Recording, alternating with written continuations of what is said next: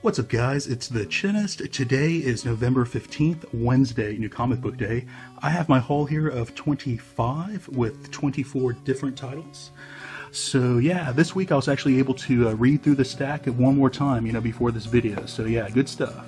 So kick it off, we have DC and the Batman Who Laughs. This is a tie-in to the Metal ongoing series that's going on right now.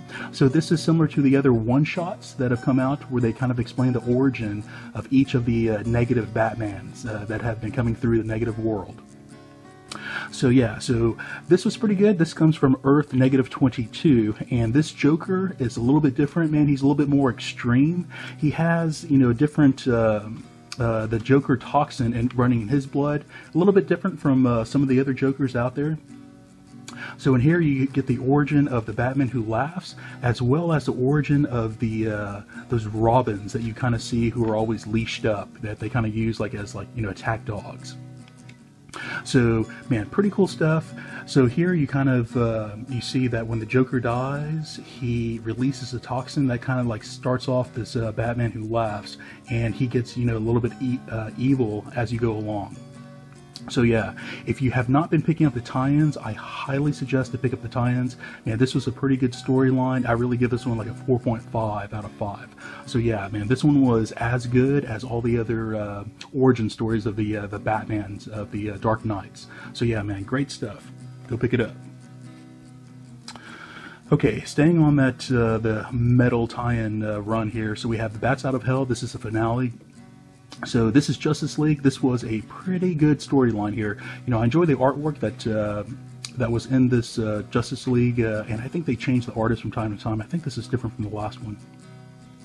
So yeah, so pretty good stuff. So you see all the Justice Leaguers, they've all been captured on the last, and I can't remember what the last title was. Was it Aquaman? I can't remember what it was, but maybe it was Batman. But you see, they've all been captured, and Batman Who Laughs is kind of toying with them. So this one storyline is really centered around Cyborg. So Cyborg has the mother box that's within him, and it kind of gives him his power, his power source. And Batman Who Laughs and Babyteeth, they're trying to feed it negative energy to try to take control of it. So Cyborg, being partly human, fights back, and this was a great one-page splash of him. Fights back, and you kind of see the Justice Leaguers. I'll leave it on this two-page splash. That was pretty badass. So you see them fighting, and won't give away what happens in the end.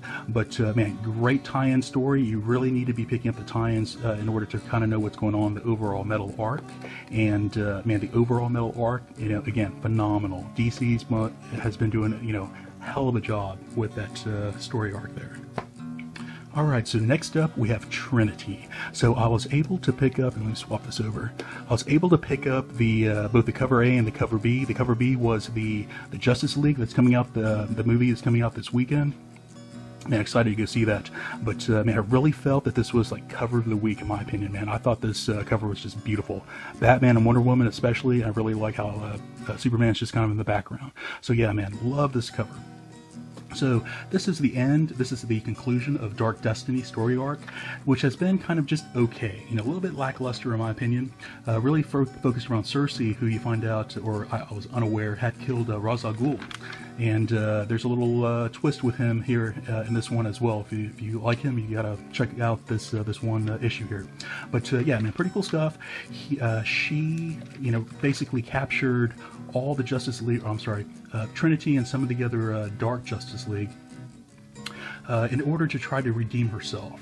So you get to see a battle. This one really is a pretty good fight. They bring in a few of the other characters here from the Justice League and from Red Hood and the Outlaws. Man, this one here as one standalone was a pretty good fight scene. So if you're into Trinity, want to check it out. I did not really like the story arc too much, Dark Destiny, but this one final scene was pretty good. This one issue, but yeah, check that out. And this again, this cover B, man, beautiful. Alright, next up, Super Sons. Man, this was one hell of an issue here. I really enjoyed it. So you find out that they're getting their own fortress. So Batman and Superman kind of got together. They're like, hey, you know, our sons are going to kind of, you know, they're taking the right path. Let's give them a little bit more guidance. They're letting them go out on little solo missions from time to time, but they still want to provide structure. So here you find out that Batman and Bruce Wayne and Clark Kent, they do find a base for them, and you know they're always going to be under like some sort of surveillance. You know, of course, because they're still their caring parents here. But yeah, man, pretty cool stuff. Highly suggest for you to check out the Super Sons. There's a lot of good humor here. The banter between Jonathan and Damian is hilarious, man. Check it out.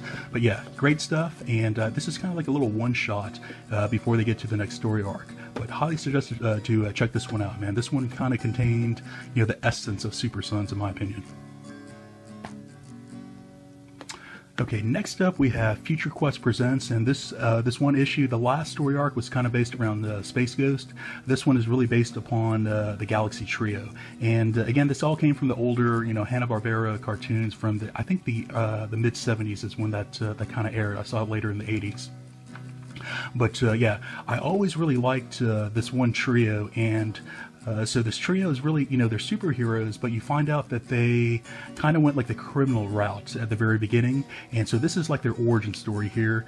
So so you know that they're good, just in the, you know, the last story arc that kind of happened that kind of tied everything together.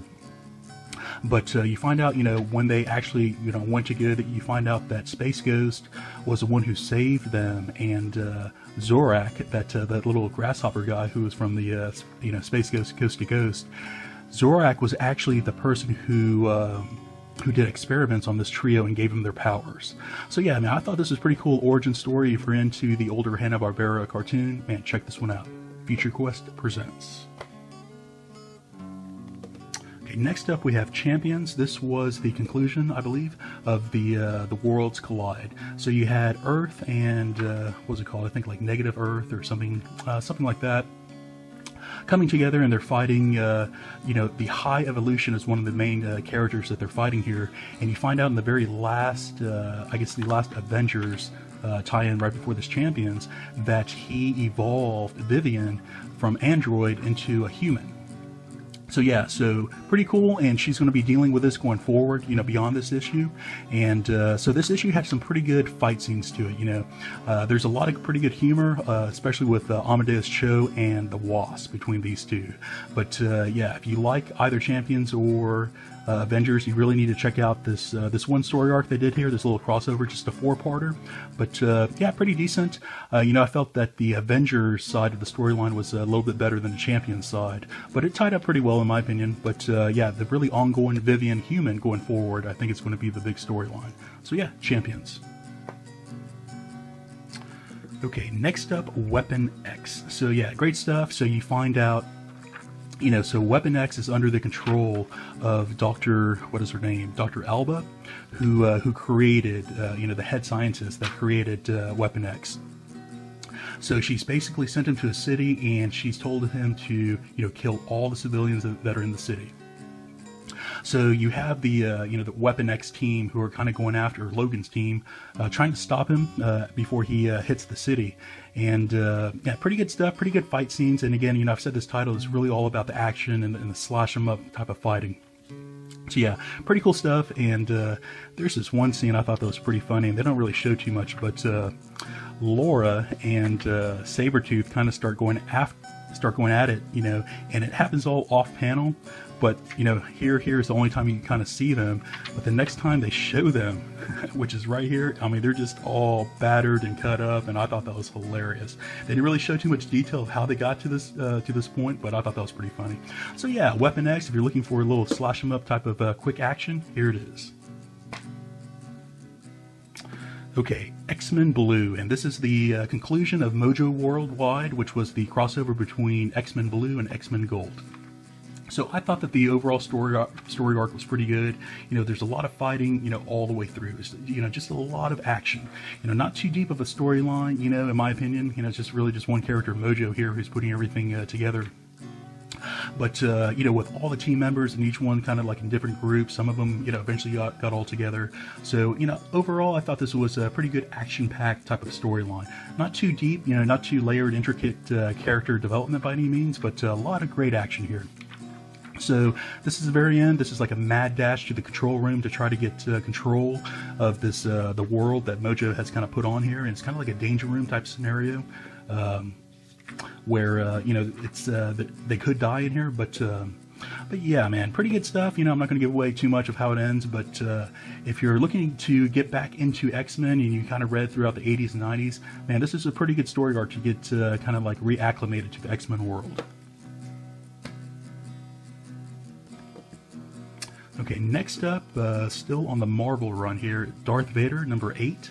Man, so almost everything by Star Wars, in my opinion, has been, you know, pretty stellar.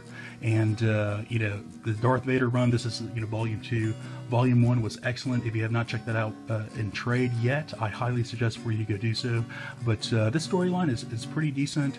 This one kind of ties in the Rebels cartoon show, some characters from there, and you see the... not the librarian, I forgot what they call her, the archivist, I believe is who she is, but you see her in episode, I think both 2 and 3, I think in both of them. So she survived Order number 66. She's a not a Grandmaster, but she's a Jedi Knight. And you kind of see her going through, you know, kind of the underworld of the library that she used to monitor. So it's on Darth Vader to hunt her down and kill her.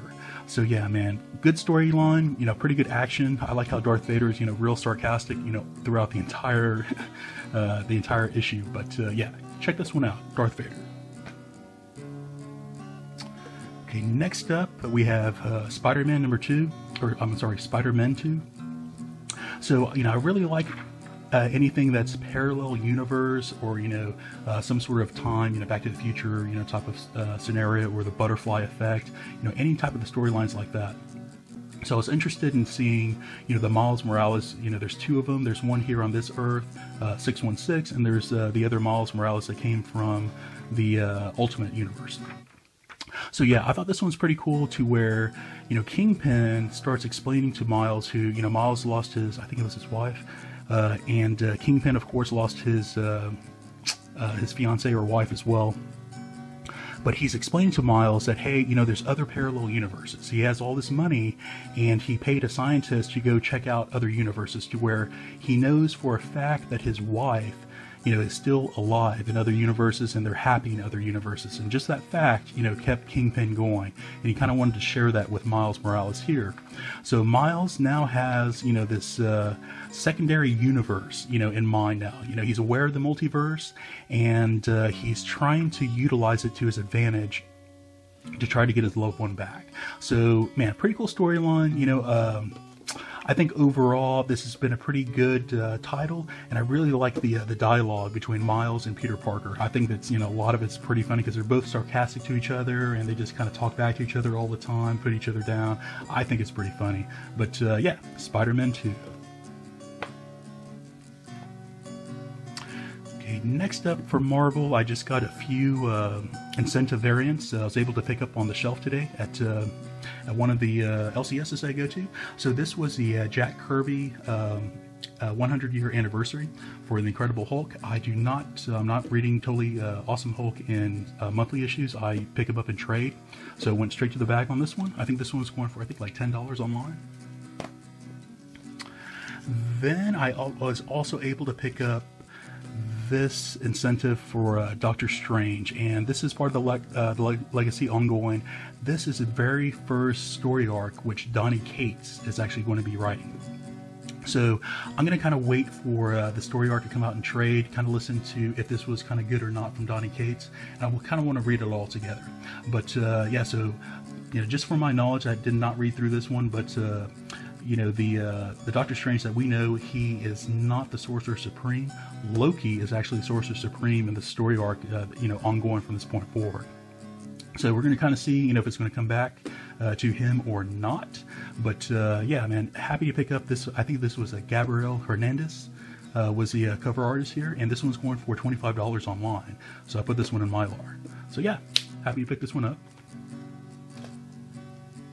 Okay, next up from the Image run, we have Curse Words. So, man, I really love this team, Charles Soule and Ryan Brown. And I can't recall who told me, but I found out that this was the same team who did God Hates Astronauts, which I found was, it was just hilarious in my opinion. So yeah, this one kind of focuses around Violet, who's going after. Sorry, just kind of thinking about the storyline. It's pretty funny. Who's going after Wizard? So pretty cool battle here that occurs, and you kind of find out. Well, I guess I won't give away too much, but man, if you're looking for some good comedy, this one has both action and comedy. I know the color palette's a little bit whimsical, but man, it's a pretty good storyline here, and again, to go along with some humor. So yeah, Curse Words. This is really one of my most favorite titles that's out right now, to tell you the truth. All right, next up from Image, Generation Gone. Man, this title is phenomenal. If you're into the superhero genre, but looking for something a little bit darker, a little bit more realistic, man, this one really, really hits it. So you have 3 people who pick up this, like this source code that gives them superpowers, and they are like, omnipotent type superheroes. Just like right off the bat, they all know how to use their powers. They're like beyond Superman strength here. This, I guess the main protagonist, man, he goes just like straight up crazy right off the bat. He actually tries to kill, one of his his girlfriend, his previous girlfriend, and tried to kill the other buddy who got the powers. This guy as well. So this is the final battle here, man. This issue. This overall story, and this is number 4, I think, and they're going to finish it off here, I believe. But man, this story arc was, man, phenomenal. It really blew me away. Again, if you're looking for something kind of realistic and dark on the superhero genre, man, this dialogue, this action, it got me. It took a little bit of time to get past the artwork, but man, it really fits everything. Yeah, man, check out this title, guys, if you're really into some gore, some realistic superhero action. Check it out, Generation Gone. So they tied up this 4-issue story arc, and they're taking a break until next year. So I'm sure this is going to be coming out in trade here, maybe in a few weeks, next month, possibly. Okay, next up from Image, Evolution. So this concept here actually had multiple writers. I think there was 3 or 4 different writers, and as you go throughout this issue, you could kind of tell each character who they bring into the storyline. You could tell they're written by each of the different guys. So the artwork was just like mediocre in my opinion. I don't really like the sketchy matte pencil type of artwork too much. And this artwork was even though it's the same, different writers, it had the same artwork throughout. The storyline was kind of slow. I don't know if this is a slow burn or it kind of seemed like a good concept. So you have evolution that's happening on a mass scale, like there's multiple people, thousands of people, I guess, all in the same, I guess, week or month maybe. They're going through all these changes, all of a sudden. So you're gonna get into the story arc to try to figure out, what happened, why. But man, I don't know, man. It seemed like this was a good concept, but the execution on this one just wasn't there for me. So I would give this artwork just maybe like a 1.5 out of 5, and the storyline was not too good, maybe just a 2 out of 5. So I don't think I'm gonna be picking up number 2. Okay, next up, Kill the Minotaur, still from the Image run. So yeah, this was a great title so far. A lot of action scenes, a lot of blood, a lot of violence. There's a lot of twist in here that kind of always keeps you page turning. So yeah, man, it seems like they could have finished this off at number 4, but man, it just kind of gets better and better and better. It gets, builds up, more and more and more. So the Minotaur, man, this guy's like almost unkillable. They're trying to utilize the labyrinth to kill the Minotaur at this point in time, and they're trying to figure it out. That's the only guidance that they've been given, and it's just not really working out. But man, great action. This has been green lighted for some sort of movie script, to come out, see if they wanted to continue with a full film or not on this one. But pretty good storyline, man. I really suggest, if you like sci-fi action horror type, man, this is it right here. Kill the Minotaur. Okay, next up from Image, we have Realm. So yeah, man, pretty cool concept. This is The Walking Dead, mixed together with Lord of the Rings, in my opinion. So, I love both, so this is really up my alley. This one was a little bit slow, in my opinion. It started out, I thought number 1 was really, really good. I thought number 2 started getting a little bit slow, and man, this one, I think, kind of kept the same, slower pace. So I think, they're trying to, I think this is going to be a little bit of a slow burn. They're trying to give you a little bit more background of the main characters, the antagonist here. I forgot what his name was, like Jeffrey or something of that nature. But yeah. So you're seeing them, kind of build up. There are a couple of battle action scenes that kind of happen here, the humans versus the orcs. But yeah, pretty cool. If you're looking for The Walking Dead or the Lord of the Rings, that little mashup that they're doing here, I would say pick this one up. But man, this one's a little bit slower than what I expected.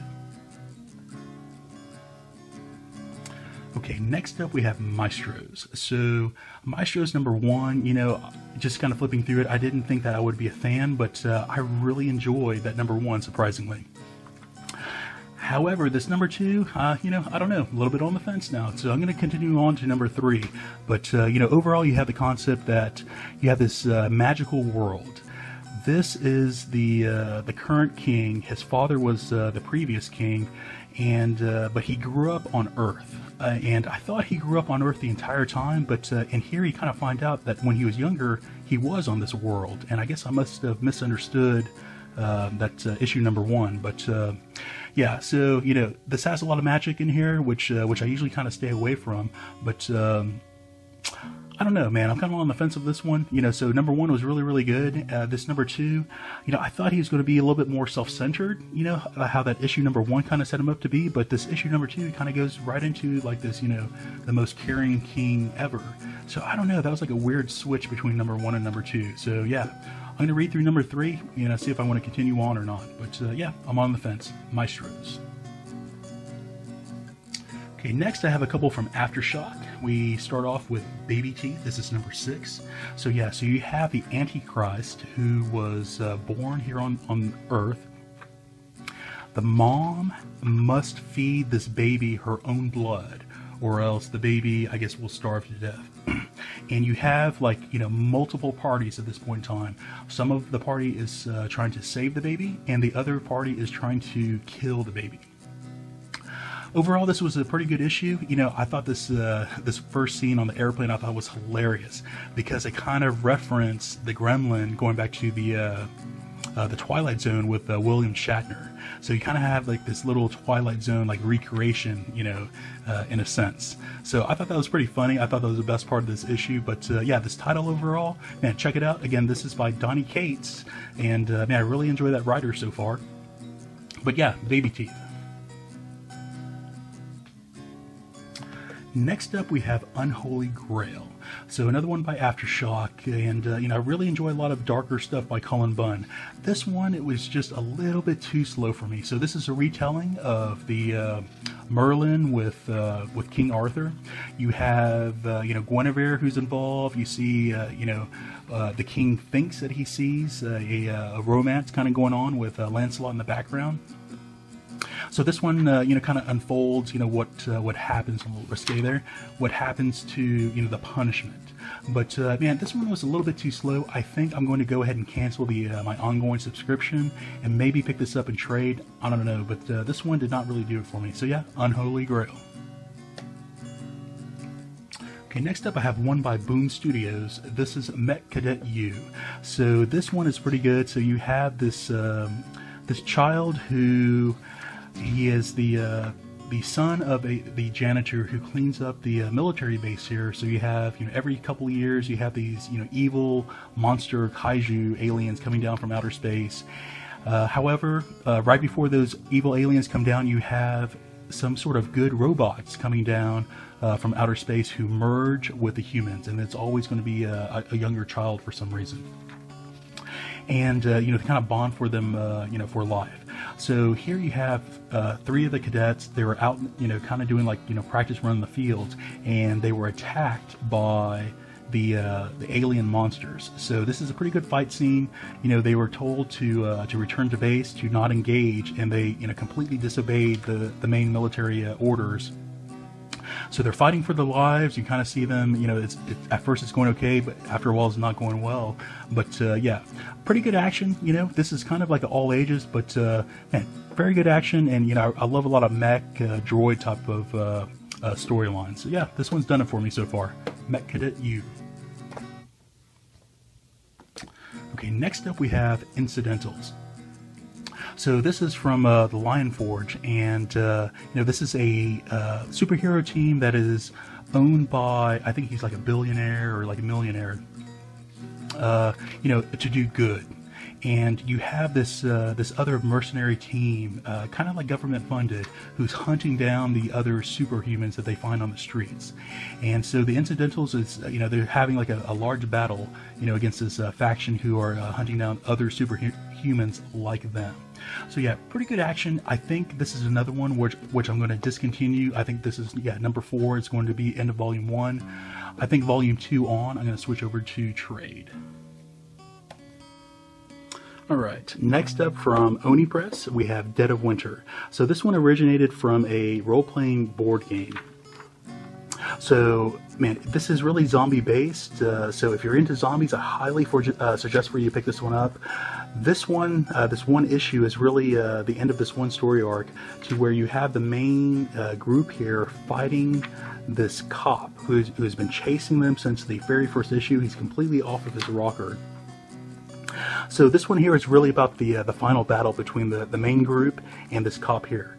So, you know, this artwork may look a little bit cartoony, but, you know, there's a lot of adult language that's in here. The dialogue is very realistic, in my opinion. So if you're into zombies, you know, I really suggest for you to pick this one up. Has some pretty good action, and the humor is there as well. Alright, only one from Valiant this week, so we have Bloodshot Salvation, number 3. So, pretty good storyline. So this one kind of goes back and forth in the time. So you kind of see the baby as she's growing up. And you also see Bloodshot, and you know, I'll just kind of leave it here. This is a pretty good fight scene that occurred here. But you kind of see what he's going through. Apparently his nanites that are in his blood that make him Bloodshot, it's still controlled by the main lab who originally created the nanites. So in here you see like a little bit of a twist at the very end. So yeah, pretty cool stuff. If you've never been into Bloodshot, this is a pretty good jumping on point in my opinion. So yeah, Bloodshot Salvation. So guys, that's going to be it for this week's brand new haul. Should you like what you see here, please like and subscribe. Talk to you later.